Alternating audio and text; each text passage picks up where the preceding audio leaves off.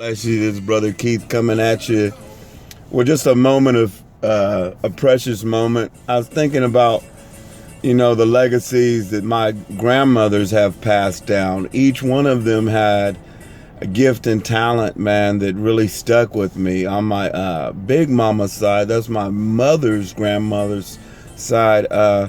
Think about all the great things she did. Now, just kind of starting over, my both of my grandmothers were indentured servants, sharecroppers. They were in slavery. They were touched by slavery, and I remember growing up how hardworking they were, how loving they were, how caring they were, how involved and in touch with each one that was in their family.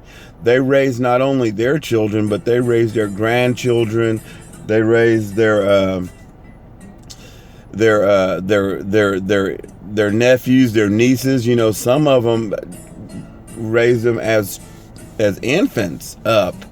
And man, the thing that really touched me about my big mama is I never seen her angry.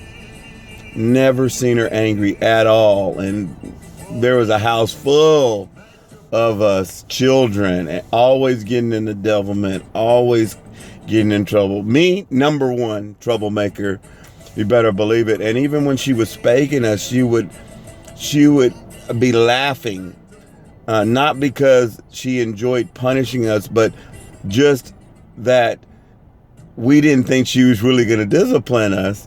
And she enjoyed letting us know that, hey, I'm the big mama and I gave y'all warnings and you didn't want to listen. But it wasn't like punishment or punitive. It was corrective.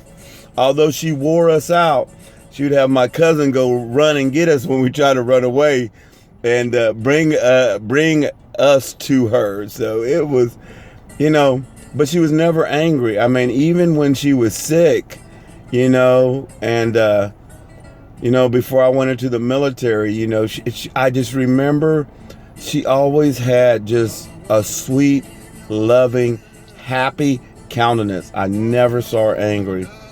And I want to incorporate that into my spirit. And I suggest those good things from your grandmothers or your role models and people that impacted your life, you do the same thing. Now, my grandma Sanford, she was such a loving person and giving person, and she just treated everybody like they were the best thing in the world. When you were with her and it was just you and her, she made you feel like you were the only thing. You were the apple of her eye. You were the only thing that really mattered to her.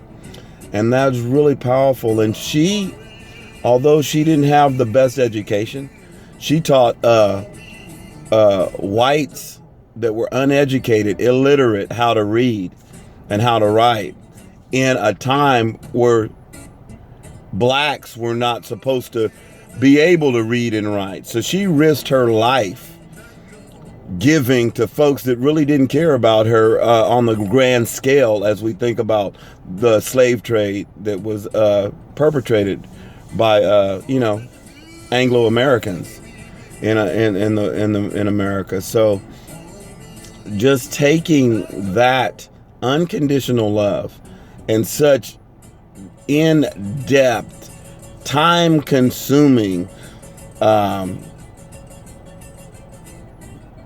characteristics of demonstrating that love, because everybody that she touched was impacted by that kind of love. It has been something that has been a foundation for me to look at as an example, and it really has touched and shaped my life, as well as all the lives that she's touched in our family, and the friends that she knew, and the friends that I knew that she touched. So it's just never ending, those type of things. And I encourage you today to think about those things that impacted you by the ones that loved you so much, to speak into you and to spend time with you. And I pray that you would carry on that legacy of good works in this earth. There's more good things that are going on in the world than the bad thing. And I just wanted to spend a couple moments sharing a precious moment that would give you a positive outlook on the rest of your life. You have a life worth living, and the devil is a liar. You matter. And I want to see you successful. And I pray that you endure, that you carry on, and that you would have faith in the Lord. And through all things, look to him. And I pray that that love that God gave my grandmothers will filter out through every aspect of your life, and you would be touched by the love of God that has touched me through my grandmothers. Amen. God bless you. Love you. Peace.